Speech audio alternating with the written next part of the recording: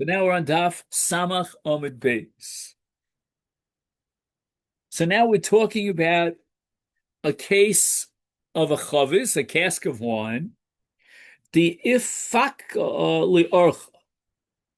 So it was split down the length, two parts, one on the right, one on the left. Idre lahu akum chabka. The idol worship came along and literally embraced the two parts, the two split halves of the cask, in order to prevent the wine from spilling on the ground. Sharyeh Rafram Bar Papa. Rafram, the son of Bar Papa, said it's mutter. Itema, others say it was Rav Huna Brei Rav Yeshua. And what do they permit? Lizvune liovde kolchav. You could sell it, meaning it's mutter ba'na, but it's asur b'shtia. When the akum pushes the two parts of the cask together, then he sort of like touches the wine through the walls of the cask. It's not full-fledged yayin nesach to generate an isur hana, because the idolater could not possibly have agitated it through the walls of the cask.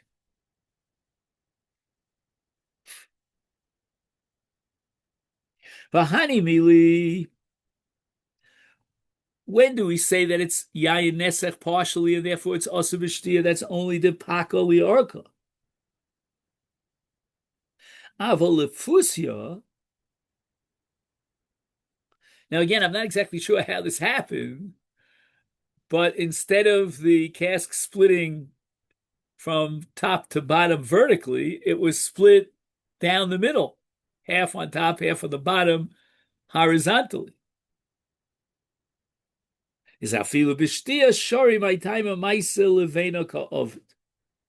This is not an action that would generate yayin nesech,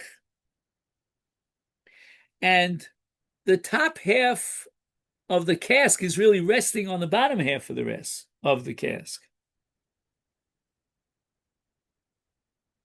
So basically, the Gemara compares this to a brick. Like, let's say you have two halves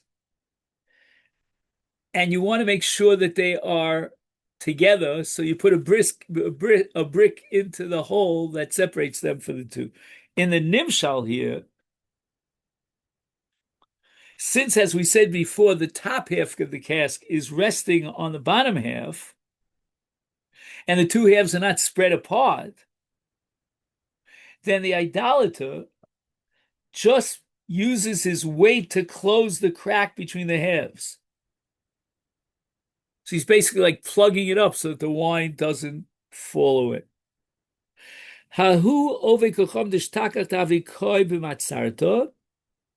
So he was right next door to the Jewish wine press.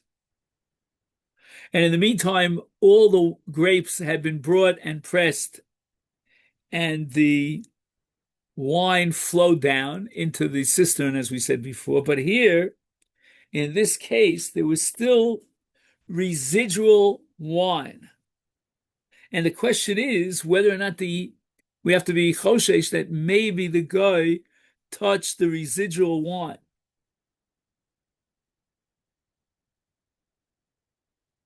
Omer of Ashi, Ika Tofech Tefach, Boy Hadochu Boy Nigu, Vilo, Hadochu Bial Masagili.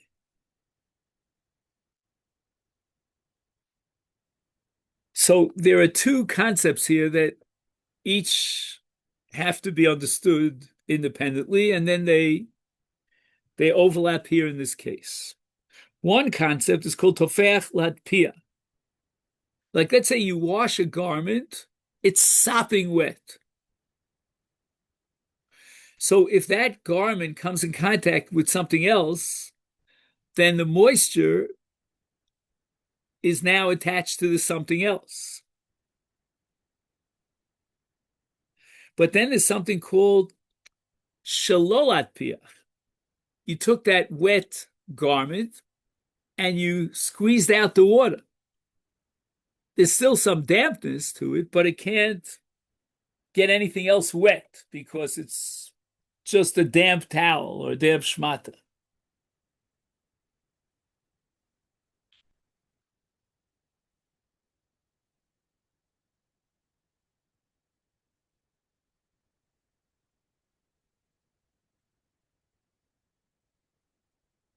Okay, so we'll get back to this in just a second, but now we have to introduce another distinction, and that's between niguv and hadacha. Hadacha literally means to rinse something off, but niguv is a machshir. It's like hagola, libun. It purges any of the wine that was absorbed. Now, Rashi describes this whole process of niguv. What they do is they scour the surface with ashes, rinse it with water, again scour it with ashes, and again rinse it with water. It's a ganza maisa. Says Rav Ashi, the wine press, which we once called it a basin, how wet is it? How much moisture does it have?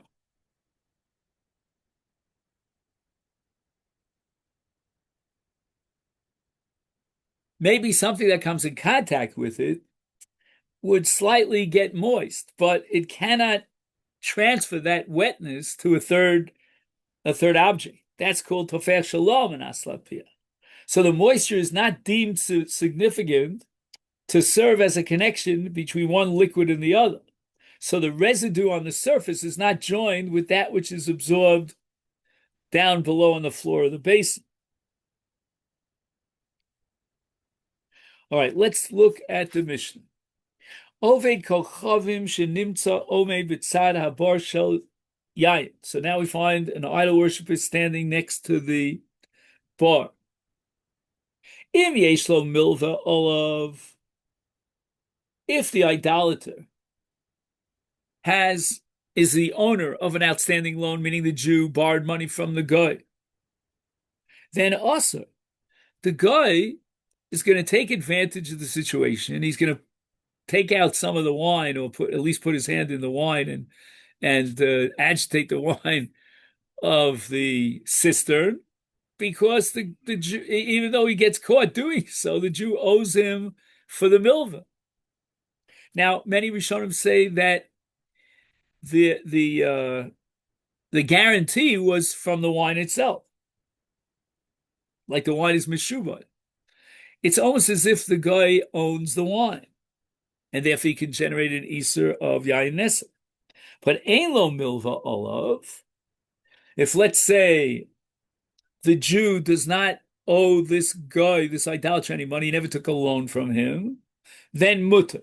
Then the wine is permitted, even for drinking,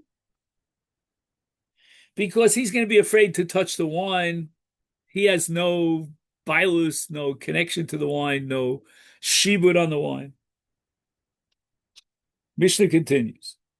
Nafal lebarvi. Oh, wow. A guy fell into a cask of wine. I don't think it's a cask of wine, because no one could fall into a cask of wine, but let's say he falls into the bar itself. The bar is gigantic. I don't know if he's still alive or not. Madado bekana. Here's another case where he has a kana in his hand, a reed, and he's measuring the level of the wine in the bar. Third case.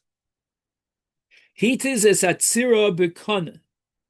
There's a hornet that got stuck in the bar somewhere, and the akub takes his reed and he pokes it into the water in order to remove that fly, that hornet.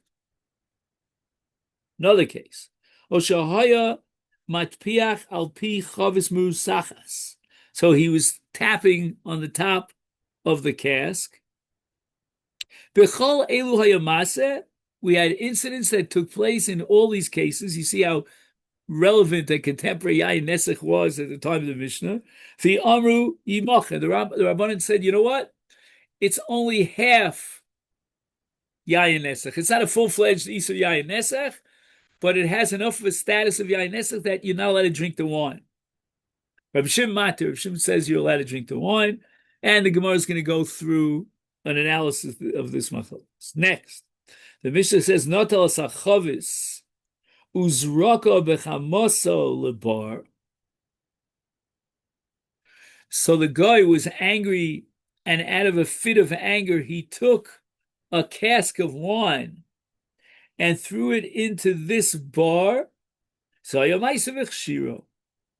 the actual case came up, and it declared that the wine in the bar is mutter.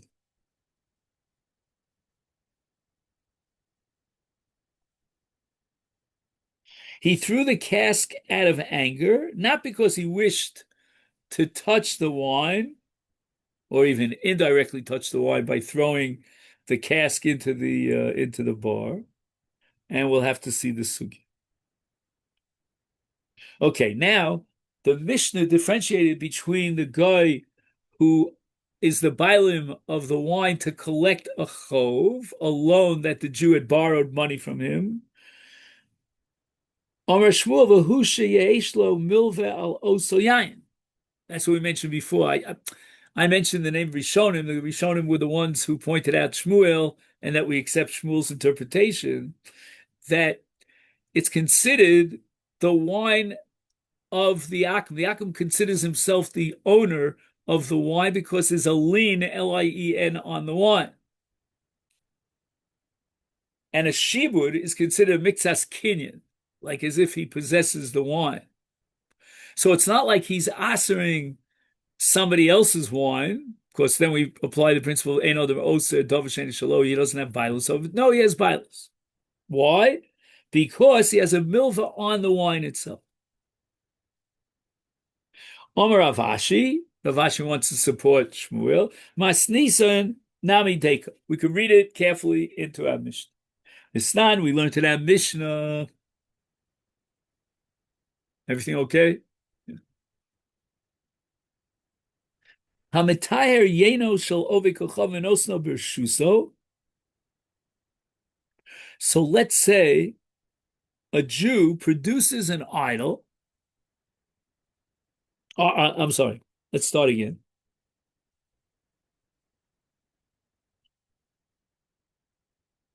The Jew is working in the wine press of a guy, and he produces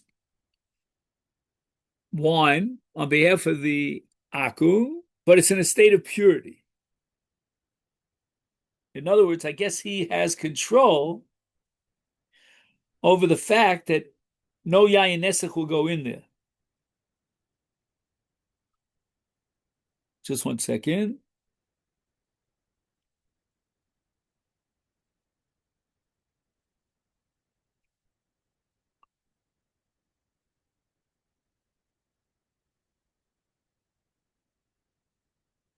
Oh, Rashi says that the Jew contracted with an idolater to process his grapes into kosher wine and sell it to the Jews, with the understanding that he would pay the idolater for his material only after selling the wine.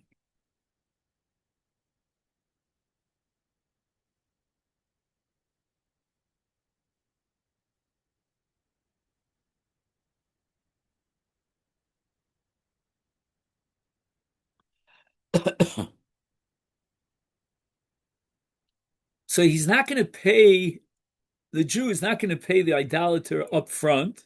He's only going to pay him after the Jew, sells the wine on the market. So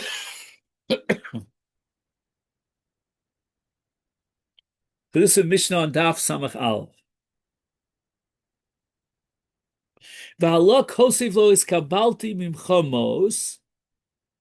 The idol worshiper writes a shtar to which he testifies that I received money from you, from the Jew, as payment for the wine. Although he has not yet been paid, he gives the Jew a receipt of payment, allowing the Jew to remove the wine from his premises at any time, as if he had already paid for it. What do we gain by this? The Jew still owes him money, but instead of being viewed as having a purchase, and he just hasn't paid for that purchase, he is viewed as having paid for the purchase and having then taken an ordinary loan from the idolater. And the effect of this arrangement is that the idolater no longer has any specific claim or right to the wine itself. He only has an outstanding debt.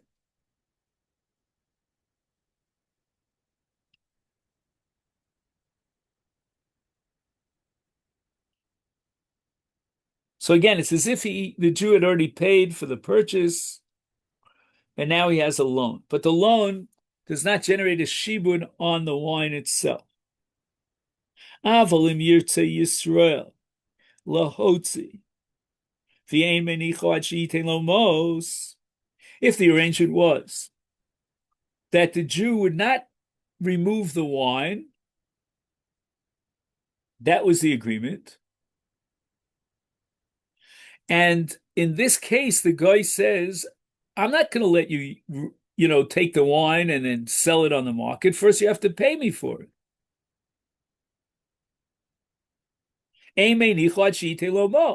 The guy says, I'm not going to let you take it, and sell it on the market until you pay for it.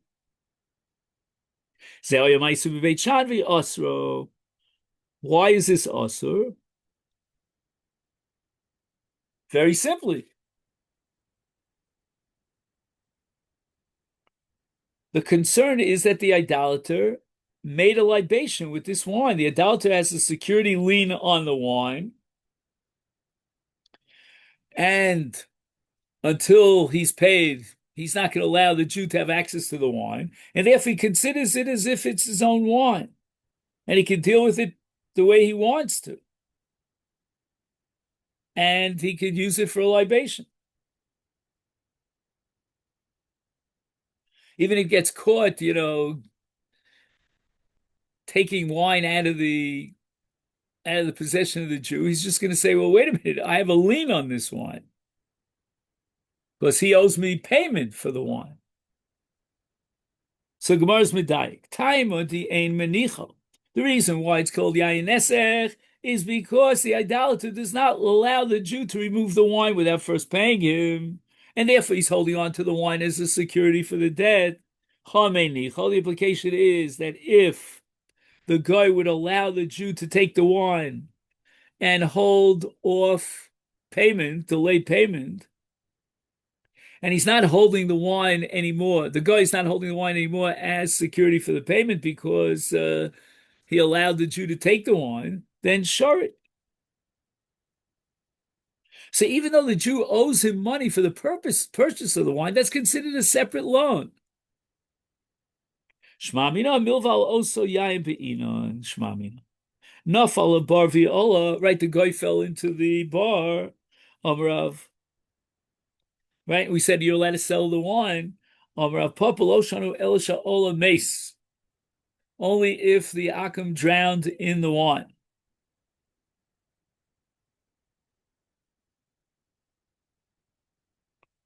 Aval ola chai osur my timer. Amrav papadami alei kiyom idam. If the guy, after falling into the bar, survives it, then it's like Yom Edom. Remember, we spoke about Yom Edom at the very beginning of the Masechta, that the guy expresses his adoration and his gratitude for the idol, and we can't allow that to go on because then we're encouraging idol worship. And they used to have special days in the calendar year, which were festival days in which they came to give homage to their idols. And here too, this day in which, for a Jew, he would bench gomel, for the guy, he's going to give homage to his idol in the fact that he survived after having fallen into the bar. This reminds me of a whole story of a guy who was working in a meat plant, I think, and they accidentally locked up the fridge, not knowing that he was inside this gigantic freezer. I think he survived at the end miraculously. I forgot what happened, but anyway, midado bekana kol elu ha'maisav yomer yimocha Reb Shimon mat. Okay. Omer of Adavar Ava. Yanuchu lo Rabbi Shimon brachos al rosho kshu matir matir afilu b'shasiya kshu oser oser afilu b'is. Let all the blessings come upon the head of Rabbi Shimon, because when he's matir the wine, he goes all the way. Very consistent, even for drinking. When he asks the wine, again, very consistent, he goes logically to the end, and therefore it's osabano. Omer Rav Chia Bereid, Rav Av Zomer Rav Chizdomer Rav, Vi Amrule Omer Rav Chizdomer Zeiri, Halacha ki Rabbi Shimon. So we paskin like Rabbi Shimon.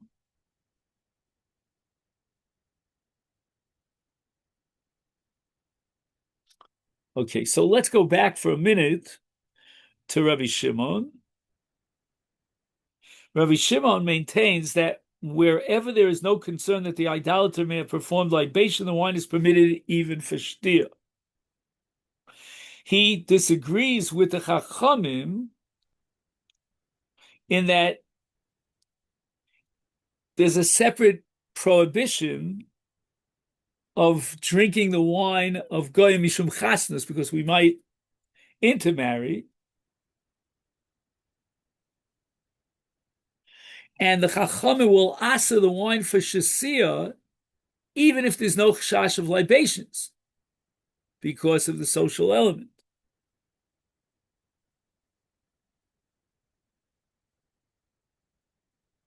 And this prohibition of drinking wine with the idolater applies to whether or not the wine is owned by the idolater or the wine is owned by the Jew. In other words, once the idolater comes in contact with the wine of a Jew, according to Chachamim, that's an automatic Isur Shasia because of chasnus, of marriage. So the fact that there's no concern about libation is irrelevant. Reb Shimon, on the other hand, maintains that the whole Zara here is not about chasnus, but about yayin nesach, and therefore it only applies to wine that's owned by the idolaters, not to a Jew's wine, even though the idolater touched the wine. So according to Rabbi Shimon, the only basis for prohibiting a Jew's wine when the idolater touched it is the concern that he performed a libation. When there's no concern, the wine is permitted, even for consumption. When there is a concern, it's going to be also even bana, because we're afraid of mamish avoda zara of yayin nesach.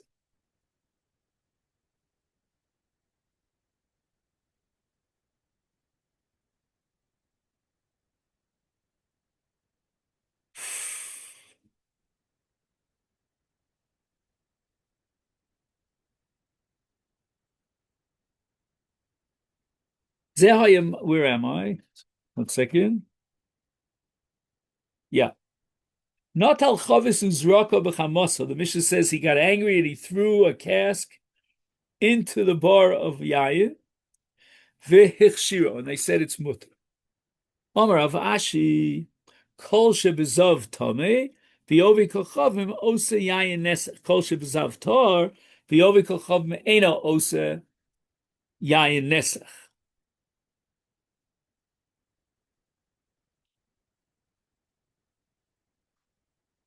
So what kind of contact, in the case of a zav, will create tumah?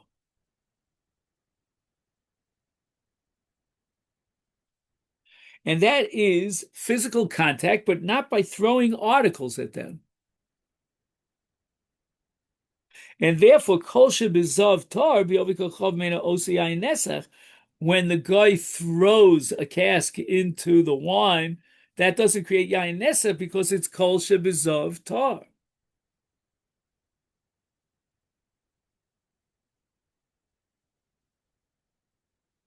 Just as a zav who throws something at a person does not render that person tameh, so to an idolater who throws something into the wine does not render it yayin nesach. Eisfei Rav Huna Rav Ashi. What about our Mishnah says notal sachavas uzarka b'chamel bar zaya ma'isa v'beichan v'chshiro. And that's only because of chamaso. But shalo b'chamaso, lo, it would have been also. Since he did it out of anger, therefore we don't assume the possibility that he was involved in libations. But if he didn't do it out of anger, and he threw something into the bar, and therefore he stirred up the yayin in the bar, then it would be also, it's yayin nesa. So an idolater who throws something into wine renders the wine yayin nesach, even though in the case of a zav who throws an object at someone does not render that person tameh. And the Gemara answers, Hasam dika azal minei uminei. When does the Mishnah say that if it wasn't out of anger that he threw the cask into the bar, then it would be asur. That's only dika azal minei minei. The cask moves constantly through direct pressure of the idolater. The idolater did not throw into the cistern from afar, but he pushes it against the cistern constantly until finally it rolls and rolls and rolls and rolls into the cistern. Although he was not touching the barrel at the moment that it came in contact with the wine in the cistern, he did come very close to the wine in the cistern, and therefore the wine is only permitted because he threw, meaning he rolled the cask while consumed with anger. He was in a state of anger. Had he rolled it calmly, however, the wine would be prohibited because of the concern that he touched it for the sake of libation while in close proximity to it. An idolater who throws something into wine from a distance, and therefore there's no concern that he might have touched it, the wine is permitted according to the principle of Rav Ashi. And this leads us to the Mishnah here on Daf Samach Al.